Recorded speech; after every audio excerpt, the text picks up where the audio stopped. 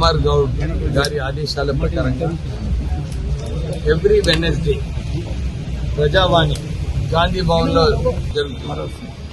ఈ ప్రజావాణిలో ప్రజలు వారి సమస్యలు ఏమున్నాయో, ఇక్కడ తెలంగాణ వ్యాప్తంగా వారి సమస్యలు ఏమున్నాయో వారు వచ్చి ఆ రోజు ఉన్న మంత్రికి వారు విజ్ఞప్తి చేసుకోవచ్చు.